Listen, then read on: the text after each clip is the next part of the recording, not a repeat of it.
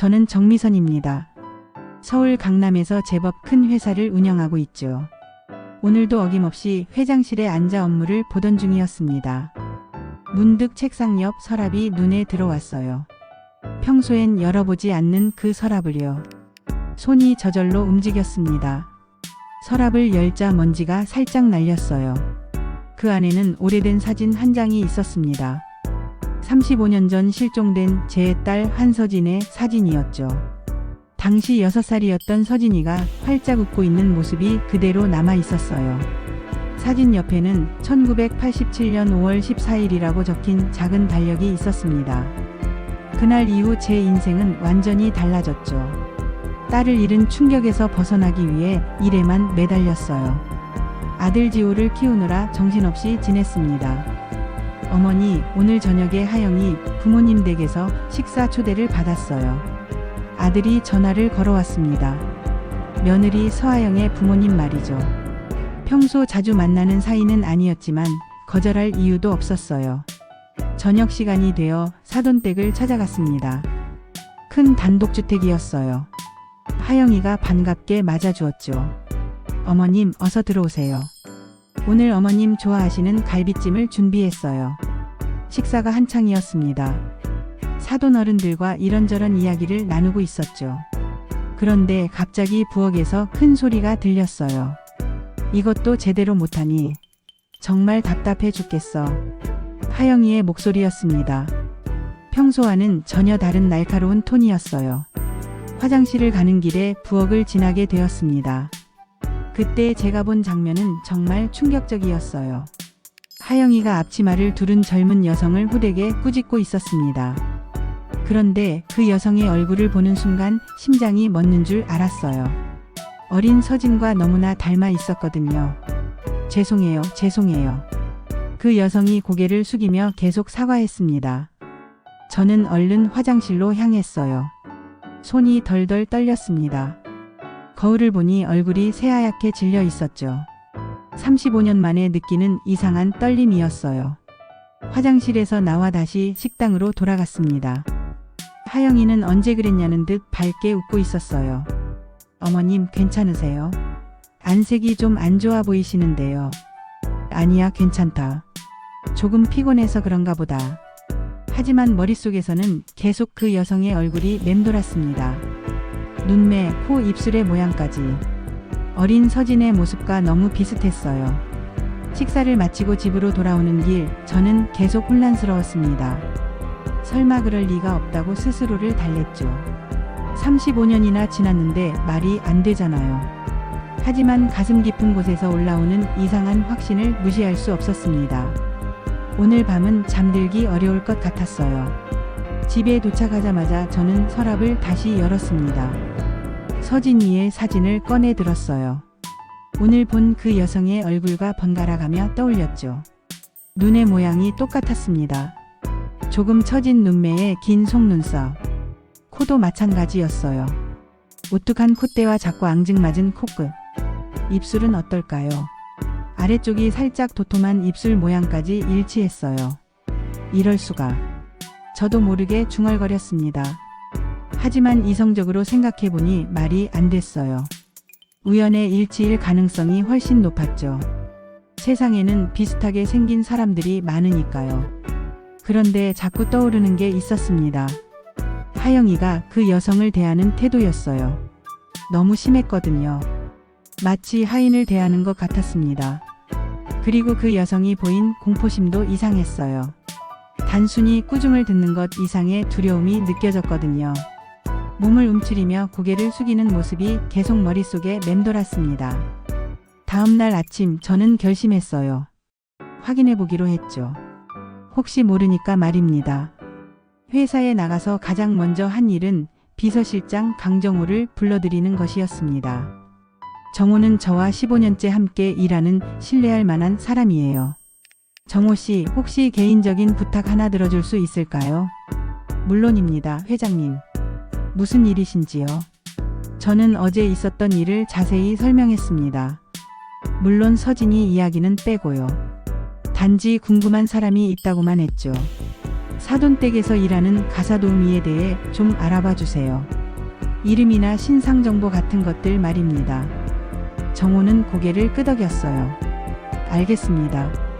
며칠 시간을 주시면 조사해 보겠습니다. 그날 하루 종일 집중이 안 됐습니다. 업무를 보면서도 자꾸 다른 생각이 들었어요. 만약에, 정말 만약에 그 여성이 서진이라면 어떻게 해야 할까요? 35년 동안 제가 얼마나 그 아이를 그리워했는지 아무도 모를 거예요. 밤마다 꿈에서 서진이를 찾아 헤맸습니다. 거리에서 비슷한 또래의 여자아이를 보면 뛰어가서 확인하기도 했죠. 시간이 지나면서 포기하게 됐지만 마음 한구석에서는 언젠가 돌아올 거라는 희망을 완전히 버리지 못했어요. 이틀 후 정호가 보고서를 가지고 왔습니다. 회장님, 조사 결과입니다. 어떻게 나왔나요? 그분 이름은 은별이라고 합니다. 나이는 정확히 알 수 없지만 40대 초반으로 보이고요. 사돈댁에서 거주형 가사도우미로 일하고 있습니다. 거주형이라는 말이 걸렸어요. 거주형이라면 그 집에서 살고 있다는 뜻인가요? 네, 그렇습니다. 외출도 거의 하지 않는다고 하더군요. 장보기 외에는 집 밖으로 나오는 일이 거의 없대요. 이상했습니다. 요즘 시대에 그런 형태로 일하는 사람이 있을까요? 더군다나 외출도 거의 하지 않는다니요. 혹시 가족이나 친척은 없나요? 그건 확인하기 어려웠습니다. 워낙 폐쇄적으로 생활하는 것 같아서요. 정호의 말을 들으니 더욱 수상해졌어요. 뭔가 숨기는 게 있는 것 같았습니다. 정호의 보고를 듣고 나니 더욱 확인하고 싶어졌습니다. 하지만 함부로 접근할 수는 없었어요. 하영이에게 들킬 수도 있었거든요. 며칠 후 좋은 기회가 찾아왔습니다. 하영이에게서 전화가 왔어요. 어머님, 저희 부모님께서 어머님께 인사드리고 싶다고 하시는데요. 시간 되실 때 한 번 더 뵈러 오시면 어떨까요? 그래, 좋다. 언제가 좋을까? 이번 주말 어떠세요? 토요일 점심때 말입니다. 기회였어요. 이번엔 좀 더 자세히 관찰해 볼 수 있을 거라고 생각했습니다. 토요일이 되었어요. 사돈댁에 가면서 마음이 두근거렸습니다. 이번엔 꼭 그 여성과 직접 이야기해 보고 싶었거든요. 하지만 기대와는 달리 그날은 그 여성을 전혀 볼 수가 없었어요. 하영이가 일부러 그런 건지 모르겠지만 식사 내내 그 여성은 나타나지 않았습니다. 저번에 봤던 가사도우미분은 어디 계신가요? 저는 조심스럽게 물어봤어요. 하영이의 표정이 순간 굳어졌습니다. 아, 그래요? 몸이 좀 안 좋아서 방에서 쉬고 있어요. 많이 아픈 건가요? 병원은 가봤나요? 괜찮아요, 어머님. 단순 감기일 뿐이에요. 며칠 쉬면 나을 거예요. 하영이의 대답이 뭔가 어색했어요. 눈을 제대로 마주치지도 않았거든요. 사돈 어른께서 말씀하셨습니다. 그 아이는 좀 특별해요. 말도 어느라고 과거도 복잡하다고 들었어요. 과거가 복잡하다니요? 자세한 건 저희도 잘 몰라요. 하영이가 데려온 아이거든요. 불쌍해서 돌봐주고 있는 거죠. 하영이가 끼어들었습니다. 어머님, 그 애는 정신적으로 좀 문제가 있어요. 제대로 된 대화도 어려워요. 저는 더 묻고 싶었지만 참았어요. 너무 적극적으로 나서면 의심받을 수도 있었거든요. 집에 돌아와서 정호에게 다시 전화했습니다. 정호 씨, 은별이라는 사람에 대해 좀 더 자세히 알아볼 수 있을까요? 어떤 부분을 더 알고 싶으신지요? 언제부터 그 집에서 일했는지, 그리고 혹시 직접 접촉할 방법은 없는지요? 정호가 며칠 후 다시 연락을 줬어요. 회장님, 좀 이상한 점들을 발견했습니다. 뭐가 이상한가요? 은별이라는 분이 그 집에서 일한 지 벌써 10년이 넘었다고 해요. 그런데 외부 사람들과의 접촉은 전혀 없습니다. 10년 넘게? 네, 그리고 더 이상한 건 주민등록도 제대로 되어 있지 않다는 거예요. 마치 존재하지 않는 사람처럼요. 이건 정말 수상했습니다. 주민등록이 없다니요. 요즘 시대에 그런 일이 가능할까요? 혹시 직접 만날 방법은 없을까요?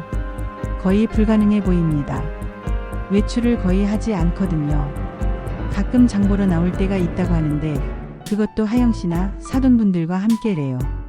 저는 답답했어요. 뭔가 큰 비밀이 숨겨져 있는 것 같은데 접근할 방법이 없었거든요. 그날 밤 서진이의 사진을 다시 꺼내봤습니다. 제 딸이 살아있다면 지금쯤 41살이에요. 은별이라는 여성의 나이와 비슷했죠. 며칠이 지난 후 정우에게서 급한 전화가 왔습니다. 회장님, 지금 은별 씨가 혼자 전통시장에 나와 있어요. 지금 가시면 만날 수 있을 것 같습니다. 저는 서둘러 차를 타고 시장으로 향했어요. 가슴이 쿵쾅거렸습니다. 드디어 직접 만날 수 있는 기회였거든요. 시장에 도착해서 정우가 알려준 채소 가게를 찾았습니다. 그리고 그곳에서 그 여성을 발견했어요. 혼자서 조심스럽게 채소를 고르고 있었습니다. 가까이 다가가니 더욱 확실해졌어요. 정말 서진과 너무 닮아 있었습니다. 35년이라는 세월이 흘렀지만 그 특징들은 그대로 남아 있었어요. 실례합니다. 저는 조심스럽게 말을 걸었어요. 그 여성이 깜짝 놀라며 고개를 들었습니다. 눈이 마주치는 순간 저는 확신했어요. 바로 제 딸이었습니다. 저는 그 여성이 더듬거리며 말했어요. 괜찮아요. 놀라지 마세요. 저는 정미선이라고 합니다. 혹시 잠깐 시간 있으시면 차 한잔 할까요? 은별은 주춤거렸어요. 저는 빨리 돌아가야 해요. 하영 언니가 기다려요. 조금만요. 중요한 이야기가 있어요. 저는 은별을 근처 조용한 다방으로 데려갔습니다. 다행히 따라왔어요. 다방에 앉아서 은별의 얼굴을 자세히 봤습니다. 정말 서진이었어요. 나이를 먹었지만 그 특유의 눈빛은 그대로였습니다. 은별 씨 혹시 어릴 때 기억나는 게 있나요? 은별이 고개를 가로저었어요. 잘 모르겠어요. 기억이 안 나요. 부모님은 어떻게 되셨나요? 부모님. 은별의 눈에 눈물이 고였어요. 헤어진 것 같아요. 언제인지 모르겠지만요. 제 가슴이 미어졌습니다. 제 딸이 35년 동안 부모를 그리워했다는 뜻이었거든요. 혹시 누가 당신을 나쁘게 대한 적이 있나요? 은별이 몸을 움츠렸어요. 가끔 누군가 저를 바보라고 불러요. 그리고 때려요. 누가요? 하영 언니요. 화나면 무서워져요. 저는 맞는 게 무서워요. 저는 주먹을 꽉 쥐었습니다. 제 딸을 그렇게 대했다는 게 믿어지지 않았어요. 은별 씨, 만약에 말입니다. 만약에 당신을 정말 사랑하는 가족이 있다면 어떨까요? 은별의 눈이 반짝였어요. 정말요? 저를 사랑해주는 사람이 있을까요? 네, 있어요. 분명히 있을 거예요. 하지만 더 많은 이야기를 나눌 시간은 없었어요. 은별이 시계를 보더니 급하게 일어났거든요. 저 정말 가야 해요. 늦으면 또 혼나요. 은별 씨 혹시 다시 만날 수 있을까요? 모르겠어요. 하영 언니가 싫어할 것 같아요. 은별이 서둘러 다방을 나갔어요. 저는 한동안 그 자리에 앉아 있었습니다. 제 딸을 확인했지만 어떻게 해야 할지 막막했거든요. 집에 돌아와서 곰곰 생각해 봤어요. 이제 확실해졌으니 행동에 나서야 했습니다. 하지만 신중하게 해야 했어요. 잘못하면 은별에게 더 큰 해를 끼칠 수도 있었거든요. 다음 날 저는 아들 지호를 불렀습니다. 변호사인 지호라면 어떻게 해야 할지 조언을 해줄 수 있을 거라고 생각했어요. 지호야, 엄마가 중요한 얘기가 있다. 무슨 일이세요, 어머니? 저는 지금까지 있었던 일을 모두 설명했습니다. 35년 전 잃어버린 누나 이야기부터 어제 은별과의 만남까지 말이에요. 지호의 표정이 점점 심각해졌어요. 어머니, 정말 누나라고 확신하세요? 응, 확신한다. 엄마가 어떻게 내 딸을 못 알아보겠니? 하지만 법적으로 증명하려면 증거가 필요해요. DNA 검사라도 해야겠는데요. 그건 어떻게 하지? 지호가 잠깐 생각하더니 말했어요. 먼저 하영이를 의심하고 있다는 걸 들키면 안 돼요. 증거를 수집할 시간이 필요하거든요. 그럼 어떻게 하지? 하영이와 사돈 부모님을 여행 보내는 건 어때요? 그 사이에 은별 씨에게 접근해서 DNA 샘플을 채취할 수 있을 거예요. 좋은 생각이었어요. 하지만 쉽지 않을 것 같았습니다. 하영이가 쉽게 나갈까? 핑계를 만들어야죠. 제주도 여행이라도 선물한다고 하시면 어떨까요? 다음날 저는 하영에게 전화했어요. 하영아, 그동안 고생 많았다. 부모님과 함께 제주도 여행 어떠니? 엄마가 비용을 대줄게. 하영이 기뻐했어요. 정말요, 어머니? 감사해요. 응, 3박 4일 정도 푹 쉬고 와. 하영과 사돈 부모님이 여행을 떠난 지 이틀째 되는 날이었어요. 저는 정호와 함께 그 집을 찾아갔습니다. 대문을 두드렸지만 아무도 나오지 않았어요. 이상했습니다. 은별이 있을 텐데 왜 문을 열지 않을까요? 정호 씨, 뒷문으로 가볼까요? 뒷문도 잠겨 있었어요. 하지만 담장이 그리 높지 않았습니다. 정호가 먼저 넘어갔어요. 회장님, 이쪽으로 오세요. 저도 담장을 넘어 집 안으로 들어갔습니다. 집은 조용했어요. 너무 조용했습니다. 은별 씨, 계세요? 제가 불러봤지만 대답이 없었어요. 집 안을 살펴보기 시작했습니다. 거실, 부엌 방들을 하나씩 확인했어요. 하지만 은별의 흔적을 찾을 수 없었습니다. 그때 작은 방에서 이상한 것을 발견했어요. 바닥에 정사각형 모양의 덮개가 있었거든요. 마치 지하로 내려가는 입구 같았어요. 정호 씨, 이것 좀 보세요. 정호와 함께 그 덮개를 열어봤습니다. 정말로 지하로 내려가는 계단이 있었어요. 회장님, 위험할 수도 있어요. 괜찮아요. 내려가 봅시다. 지하로 내려가니 습기 찬 냄새가 코를 찔렀어요. 좁은 복도를 따라 걸어가니 작은 방이 하나 있었습니다. 그 방에서 웅크리고 있는 은별을 발견했어요. 은별 씨. 은별이 깜짝 놀라며 고개를 들었어요. 눈이 퉁퉁 부어 있었습니다. 밖으로 나가면 안 돼요. 하영 언니가 때려요. 제 마음이 찢어지는 것 같았어요. 제 딸이 이런 곳에 갇혀 지내고 있었다니요. 은별 씨, 괜찮아요. 이제 안전해요. 나와요. 정말 괜찮아요. 네, 약속해요. 이제 아무도 당신을 때리지 못해요. 은별을 지하에서 나오게 하는데 시간이 좀 걸렸어요. 너무 무서워하더라고요. 하지만 결국 설득에 성공했습니다. 정호가 은별의 머리카락 몇 가닥을 조심스럽게 채취했어요. DNA 검사를 위해서였죠. 은별을 지하실에서 나오게 한 후 저는 그 아이를 안전한 곳으로 데려가야 했어요. 우선 제 집으로 모셨습니다. 은별 씨, 여기는 안전해요. 아무도 당신을 해치지 못해요. 은별은 여전히 불안해했어요. 계속 주위를 둘러보며 누가 나타날까 봐 두려워했죠. 정말 괜찮아요. 하영 언니가 찾으면 어떻게 해요? 걱정하지 마세요. 제가 지켜드릴게요. 저는 은별에게 따뜻한 음식을 해주었어요. 얼마나 오래 제대로 된 음식을 먹지 못했을까요? 너무 말라 있었거든요. 천천히 드세요. 급하지 않아요. 은별이 밥을 먹는 모습을 보니 눈물이 났어요. 어릴 때 서진이가 밥을 먹던 모습이 떠올랐거든요. 똑같은 습관들이 남아 있었어요. 다음날 정호가 연락을 줬어요. 회장님, DNA 검사 결과가 나왔습니다. 어떻게 나왔나요? 99.9% 친자관계입니다. 은별 씨가 회장님의 딸이 맞아요. 드디어 확인됐어요.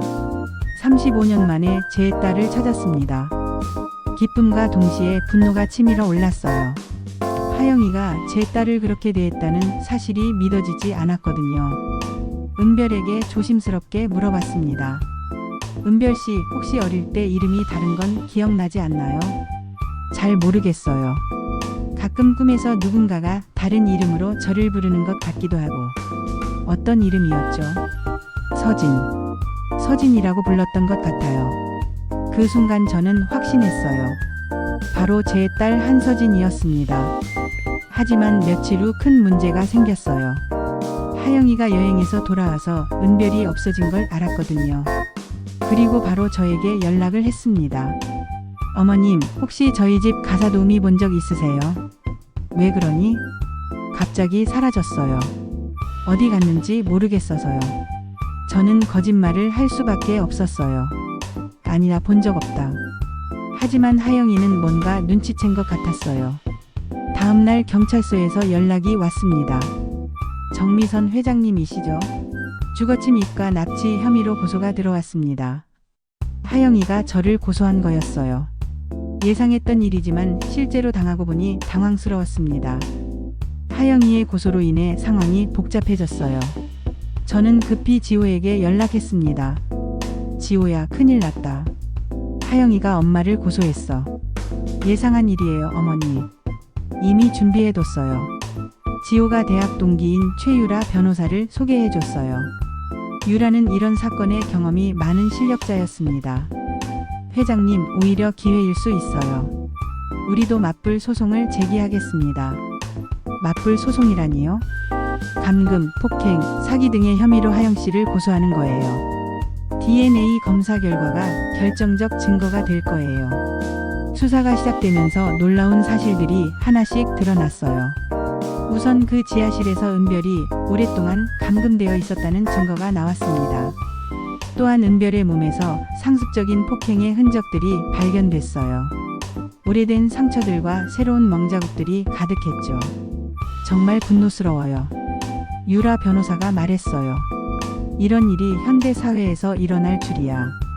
하지만 더 충격적인 사실이 밝혀졌습니다. 하영이가 최도윤이라는 부동산 개발업자와 내연 관계를 맺고 있었다는 거예요. 최도윤이 누구죠? 제가 물었어요. 회장님 회사를 인수하려고 계획하고 있던 사람이에요. 하영 씨를 이용해서 내부 정보를 빼내고 있었던 것 같아요. 모든 퍼즐이 맞춰지기 시작했어요. 하영이는 저희 가족에게 접근한 것부터가 계획적이었던 거예요. 지호와 결혼한 것도 은별을 숨긴 것도 모두 이유가 있었던 거죠. 그럼 은별이는 왜 숨겼을까요? 아마도 회장님께서 딸을 찾게 되면 재산 상속 문제가 복잡해질 테니까요. 그래서 감춰둔 것 같아요. 정말 치밀한 계획이었어요. 35년 동안 제 딸을 찾지 못하게 하고 심지어는 제 앞에서 학대까지 했던 거예요. 재판이 시작됐습니다.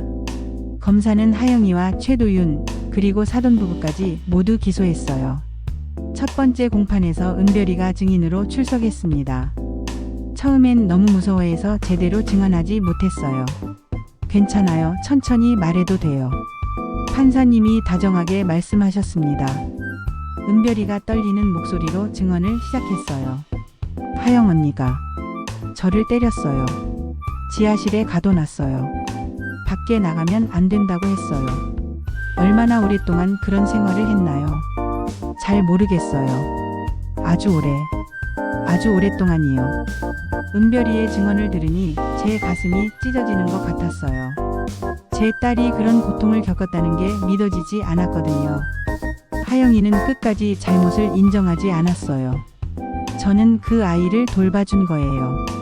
불쌍해서 걷어준 건데 이렇게 배신을 당하다니. 하지만 증거는 너무나 명확했습니다. DNA 검사 결과, 지하실의 감금 흔적, 폭행의 증거들. 모든 것이 하영이의 범죄를 증명했어요. 최도윤의 진술에서 더 큰 진실이 드러났습니다. 하영이 시키는 대로 했을 뿐입니다. 회장님 회사 정보를 빼내라고 했어요. 왜 은별 씨를 숨겨야 했나요? 하영이가 말하길 그 여자가 회장님 딸이라는 걸 절대 알면 안 된다고 했어요. 알게 되면 재산 문제가 복잡해진다고. 모든 진실이 밝혀졌어요. 하영이는 처음부터 저희 가족의 재산을 노린 것이었습니다. 재판은 6개월간 계속됐어요. 그동안 저는 은별이와 함께 지냈습니다. 제 딸의 이름을 다시 한서진으로 되찾아 주었어요. 서진아, 이제 내 진짜 이름을 기억하니? 네, 엄마. 한서진. 제 이름이에요. 서진이가 엄마라고 부를 때마다 가슴이 벅차올랐어요. 35년 동안 기다린 그 한마디였거든요. 서진이는 천천히 회복되고 있었어요. 처음엔 밤마다 악몽에 시달렸지만 시간이 지나면서 점점 안정을 찾아갔습니다. 지호도 서진이를 잘 받아들였어요. 누나 정말 오랜만이에요. 어릴 때 기억나세요? 조금씩 기억이 나는 것 같아요. 드디어 선고일이 왔습니다. 법정은 사람들로 가득했어요. 언론에서도 많은 관심을 보였거든요. 판사님이 선고를 시작하셨습니다. 피고인 서하영 특수감금, 상습폭행, 사기 등의 혐의로 징역 9년을 선고한다. 피고인 최도윤 사기방조 업무방해 등의 혐의로 징역 7년을 선고한다. 피고인들은 또한 피해자에게 정신적 피해 배상금 2억 원을 지급하라. 사돈 부부에게도 각각 5년씩 선고가 내려졌어요. 공범으로 인정된 거죠. 판결이 끝난 후 저는 서진이의 손을 꽉 잡았어요. 이제 정말 끝났구나. 네, 엄마. 이제 무섭지 않아요. 법정을 나서면서 기자들이 몰려들었어요. 회장님, 35년 만에 딸을 찾은 소감이 어떠세요? 말로 표현할 수 없을 만큼 기뻐요. 하지만 제 딸이 그동안 겪은 고통을 생각하면 마음이 아파요. 앞으로 계획은 어떻게 되시나요? 제 딸과 함께 잃어버린 시간을 천천히 찾아갈 거예요. 집에 돌아와서 저는 서진이에게 말했어요. 서진아, 이제 내가 원하는 대로 살아도 돼. 35년 동안 못 해본 것들을 다 해보자. 정말요, 엄마? 응, 정말이야. 이제 아무도 널 막을 수 없어. 그날 밤 서진이와 함께 오랫동안 이야기를 나눴어요. 어릴 때 추억부터 앞으로의 계획까지 말이에요. 1년이 지났습니다. 서진이는 완전히 다른 사람이 됐어요. 더 이상 누군가의 허락을 구하지 않고 스스로 선택하는 당당한 여성이 됐죠. 엄마, 저 대학에 가고 싶어요. 좋은 생각이야. 뭘 공부하고 싶니? 사회복지요. 저처럼 힘든 사람들을 도와주고 싶어요. 서진이의 꿈을 듣고 정말 자랑스러웠어요. 그 모든 고통을 겪고도 다른 사람을 도우려는 마음을 가지다니요.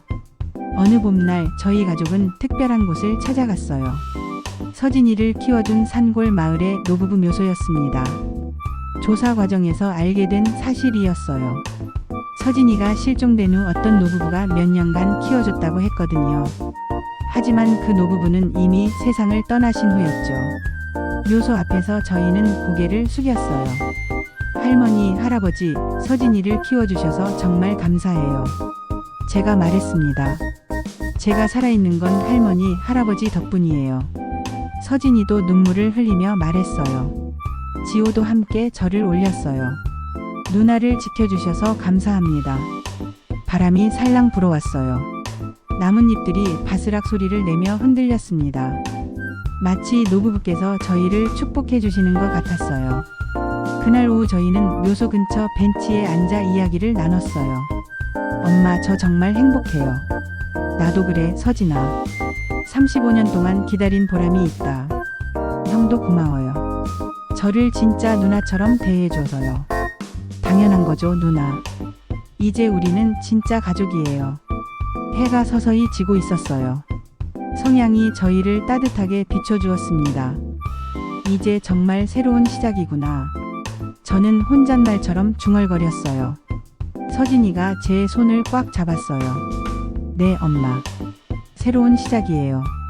지호도 저희 손 위에 자신의 손을 올렸어요. 함께 갑시다, 우리 가족. 그렇게 저희 세 사람의 손이 단단히 맞잡혔어요. 35년 만에 완성된 진짜 가족의 모습이었습니다. 바람이 다시 한번 불어왔어요. 이번에는 더 따뜻하고 부드러운 바람이었습니다. 저는 이 순간을 평생 잊지 못할 거예요. 잃어버린 딸을 찾기까지 35년이라는 긴 시간이 걸렸지만 이제 저희는 진짜 가족이 됐어요. 앞으로 남은 시간은 모두 행복으로 채워갈 거예요. 서진이가 웃으며 말했어요. 엄마, 이제 정말 괜찮아요. 더 이상 무섭지 않아요. 그 말을 듣는 순간 제 마음속 깊은 곳에 있던 35년간의 아픔이 모두 사라지는 것 같았어요. 이제 정말 끝났어요. 우리의 새로운 시작이 막 시작된 거죠.